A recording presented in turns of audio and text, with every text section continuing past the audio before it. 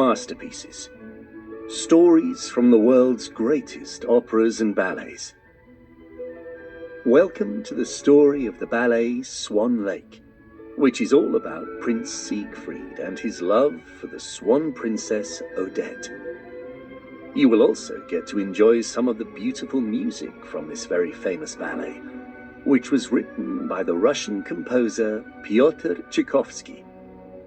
Tchaikovsky is probably best known for writing operas and ballets, and his 3 famous fairy tale ballets are still performed all round the world today: The Sleeping Beauty, The Nutcracker, and Swan Lake. Swan Lake was first performed in Russia by the Bolshoi Ballet. Swan Lake has everything you'd expect to hear in a fairy tale: an enchanted princess, a wicked magician, a handsome prince, and an evil spell which can only be broken when the heroine finds true love. The setting of this tale is a castle on the edge of a deep, dark forest, and in the middle of the forest lies a hidden clearing in which can be found the eerie waters of the mysterious Swan Lake.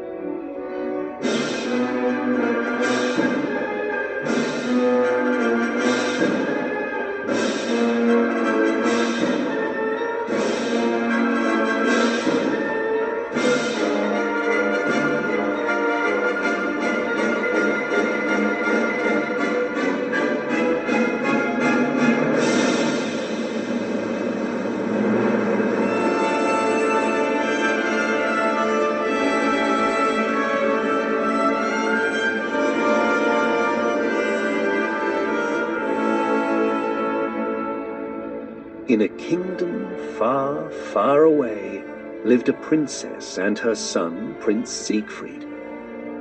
It was Prince Siegfried's 21st birthday. This was a very important birthday because it meant that the prince was now old enough to rule the kingdom in place of his mother. It also meant that it was time for Siegfried to choose himself a bride. The problem was that the prince really wasn't ready to settle down yet, and his mother wasn't happy about it.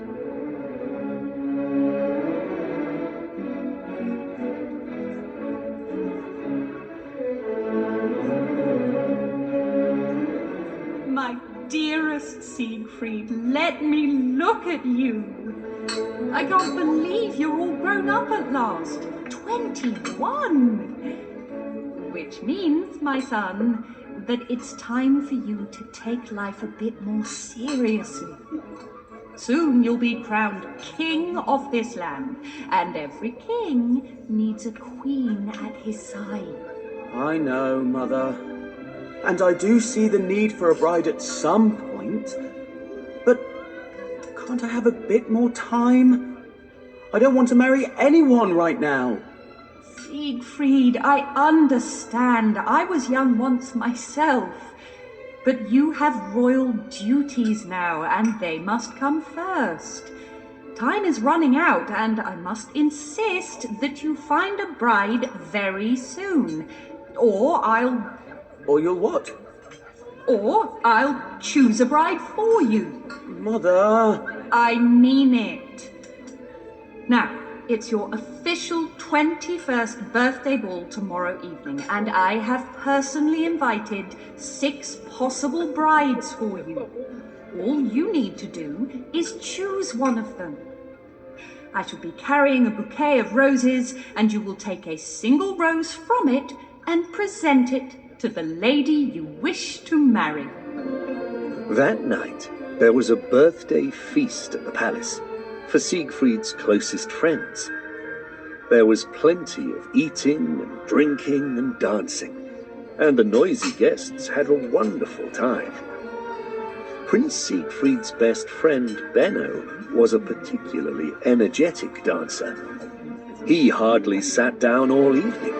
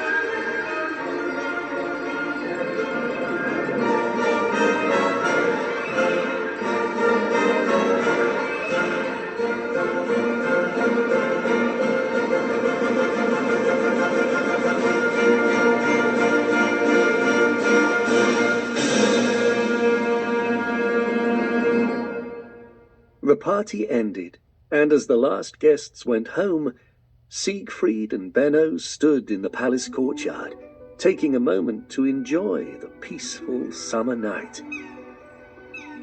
Then all of a sudden, they saw a flock of 12 magnificent swans flying across the sky towards them.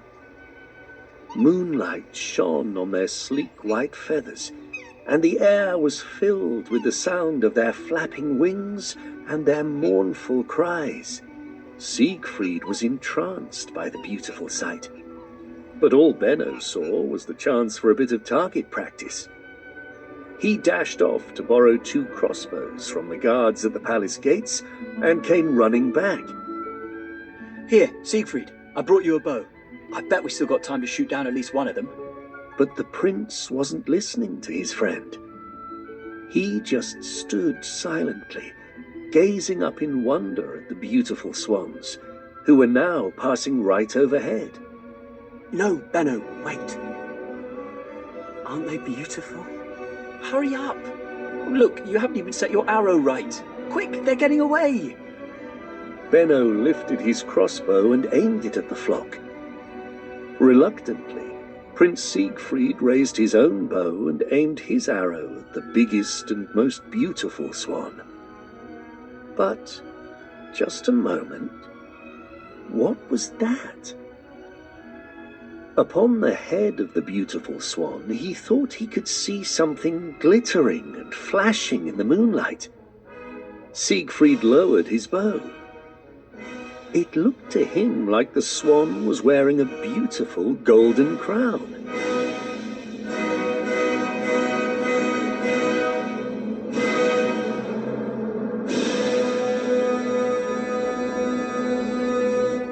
Siegfried, for goodness sake, what's the matter with you? That they're too far away now? Oh no, hold on. Look, they're heading for the forest. Oh, let's follow them. Could still be a lucky night. Come on! Siegfried and Benno hurried out of the castle courtyard towards the forest, following the swans. The prince didn't take his eyes off the beautiful, graceful sight until the flock finally swooped down and vanished among the trees. The friends plunged into the dark woods after them. Siegfried, where are you? Can you see them? No, not yet. Siegfried was desperate to find the swans before his friend did. He wasn't sure why he needed to protect them. He only knew that he had to stop Benno from shooting the enchanting creatures. The 2 men blundered about in the dark, bumping into trees, splashing through streams, and nowhere did they see a single swan. Eventually, they agreed it was time to give up. Oh, let's go home, Benno. The swans are long gone, flown to safety. Leave them be. You're right, Siegfried. Unless, isn't there a lake around here somewhere?